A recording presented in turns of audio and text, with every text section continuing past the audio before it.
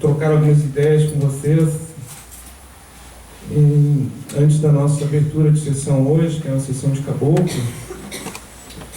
E o tema que eu escolhi, quero dividir algumas reflexões com vocês em relação à Umbanda, ou a doutrina de Umbanda, que é bastante difícil você definir uma doutrina de Umbanda, porque nenhum umbandista tem a última palavra. A Umbanda é um movimento, é uma religião em construção. Ela não é uma seita, ela não é um culto. E nós entendemos, nós que vivenciamos a Umbanda, entendemos ela como uma religião mediúnica. Vocês sabiam que, com a decretação da República, nós tínhamos um Estado monárquico, né? Se decretou a República. A religião legal da República era só o catolicismo? Vocês sabiam disso? Estão nos registros históricos. Você não conseguia chegar num cartório de registro especial, um estatuto embaixo do braço, e registrar, por exemplo, um templo religioso que não fosse católico. Não era permitido. Isso se prolongou até meados da Era Vargas, né, que teve duas fases. Teve uma primeira fase de opressão e uma segunda fase da Era Vargas, Getúlio Vargas, que aí liberou o registro dos centros não só umbandistas. Esse aspecto da legalização da época, né, das religiões, que era só católica, só podia ser católica, gerou toda uma opressão,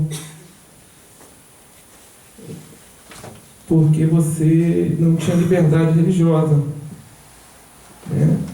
E os órgãos públicos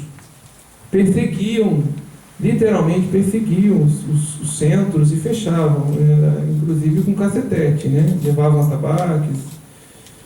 Guardado aquele movimento de libertação dos escravos que foram se agrupar nas periferias, por exemplo, no entorno do Rio de Janeiro, houve um momento de muita perseguição, de muita opressão na época, né? Eu estou trazendo essas reflexões para a gente iniciar aqui um diálogo. Eu vi essa semana na imprensa que no Rio de Janeiro, nas zonas de periferia, nos morros, que são exatamente onde os negros excluídos foram se estabelecer, e que se criou esse movimento social de favelização, né, das minorias, que os traficantes cariocas se convertem ao evangelismo, às religiões evangélicas, e mandam e fecham centros de candomblé e de umbanda. De umbanda já não tem mais nos morros, muito pouco. De candomblé ainda persiste, mas eles estão fechando. Eles chegam com a metralhadora em punho, botam na mão, no peito do sacerdote, e dizem: a partir de amanhã está fechado, inclusive com templos que são proprietários do imóvel, do terreno. Eles mandam fechar e tem que vender, senão eles matam o cara. Hoje, no programa Melodias de Terreiro, do Átila Nunes, que é deputado estadual do Rio de Janeiro e é um batalhador da igualdade das religiões e da Umbanda, que tem uma história com a Umbanda, ele debateu sobre isso aí, sobre essa questão de mandar fechar os templos das religiões afro-brasileiras, de Umbanda ou de Candomblé.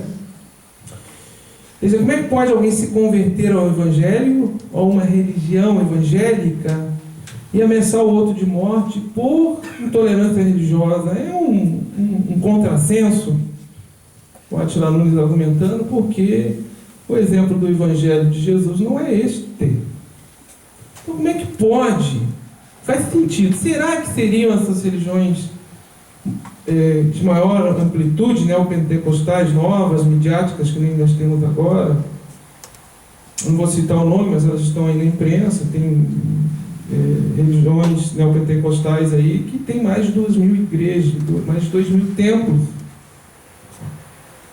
E aí ele começou a analisar isso aí, o que estaria acontecendo? Para vocês verem que ponto nós chegamos, né? Essa questão da intolerância. Qualquer um hoje abre um templo religioso. É o outro lado da moeda. Eu comecei com a opressão total, só podia ter uma religião, e hoje nós temos uma liberdade absoluta. Que também nós não sabemos lidar com essa liberdade absoluta. Eu posso chegar no cartório de registro, aluguei, tenho uma casinha, uma loja, e registro uma igreja qualquer. Igreja dos últimos dias dos mestres ascensos. Pronto, fundei uma igreja. E o que acontece? Então, essa pulverização de pequenas igrejas evangélicas, o que está acontecendo? O pastor, ele se alinha com o traficante, e o traficante doa como dízimo o dinheiro do tráfico para a igreja, e é uma forma dele legalizar esse dinheiro, e o pastor leva uma comissão. Entendeu a jogada? Ou seja, vamos dar um exemplo, um morro qualquer, tem uma comunidade, o traficante se une com um pastor evangélico, que é da comunidade, tem uma pequena igreja, e diz: olha, amigo, vamos nos unir? Vamos nos unir. Todo o dinheiro do tráfico, eu vou canalizar uma parte para a sua igreja, entra como dízimo, você leva um pedágio, uma comissão, e o resto a gente vai legalizando em nome da tua igreja. E eu, na tua área aqui, na comunidade, tu não vai ter concorrência, só você. É isso que está acontecendo.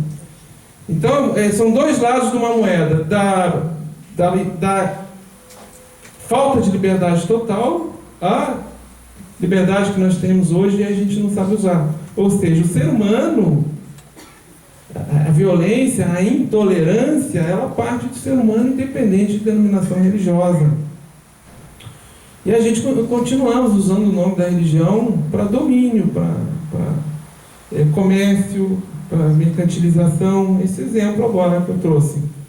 Trazendo para a nossa Umbanda, eu desconheço um exemplo que tenha partido de umbandista ou das religiões afro-brasileiras, dentro das religiões de Umbanda ou afro-brasileiro, de intolerância para fora.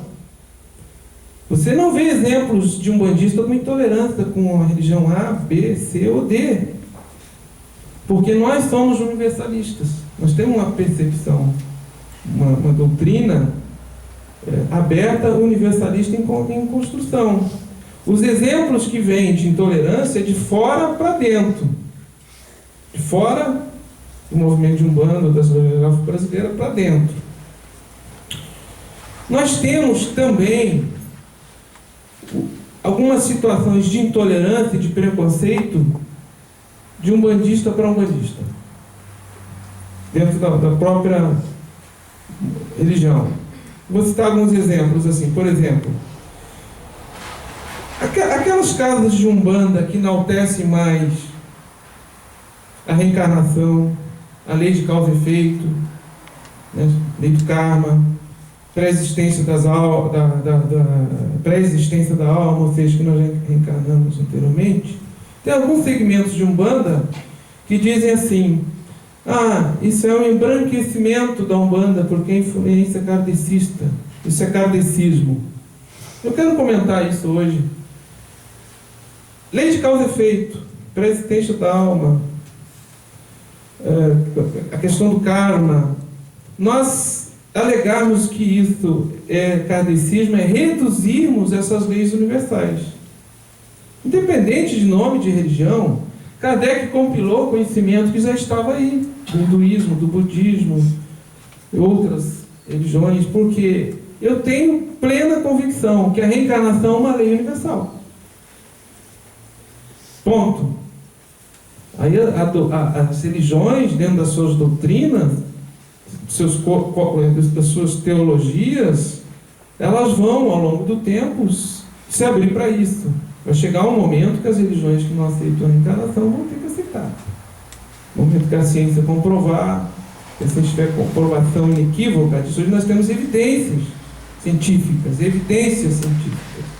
Nós não temos provas científicas. Então, quando nós alegamos assim, o embranquecimento da Umbanda, quando aquelas casas que têm influência do kardecismo, por exemplo, nós estamos reduzindo essas leis universais ao que Allan Kardec codificou. E falar em kardecismo é reduzir o espiritismo, porque o espiritismo, embora uma doutrina codificada, ela não é só Allan Kardec.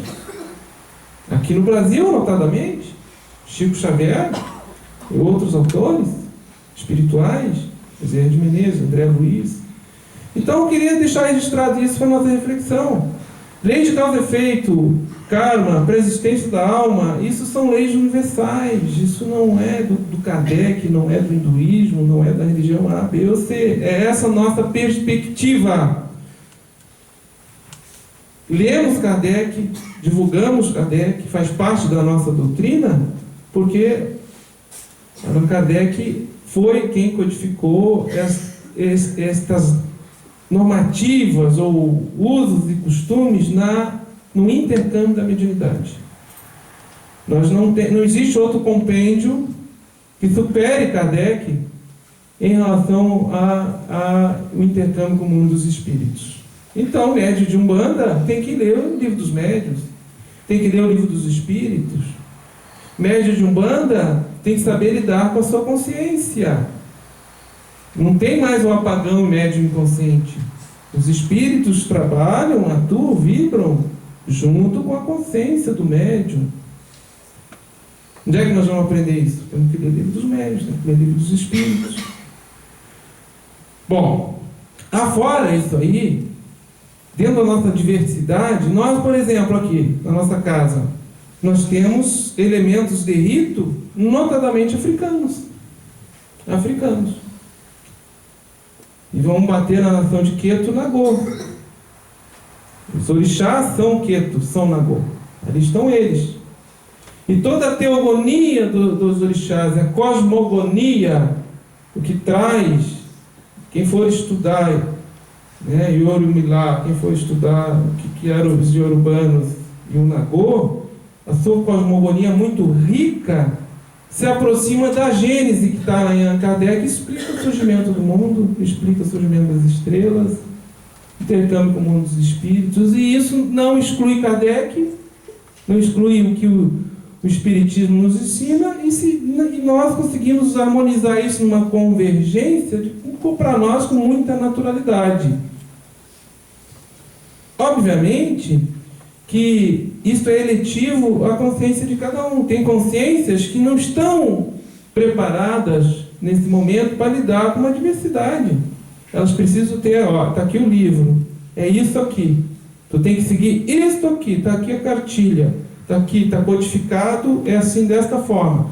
E as religiões são assim, elas têm seu livro sagrado, você tem um corpo eclesiástico, norma, que tu não pode fugir daquela leitura. E a Umbanda não é assim. A Umbanda é aberta, ela é convergente, ela é dinâmica. Quantas Umbandas existem no nosso Brasil?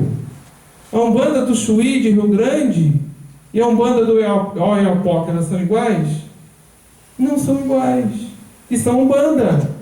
A Umbanda, ela se adapta à linguagem, seus elementos de rito, dentro das comunidades que ela está inserida. Então, no Nordeste, nós temos uma Umbanda de Jurema.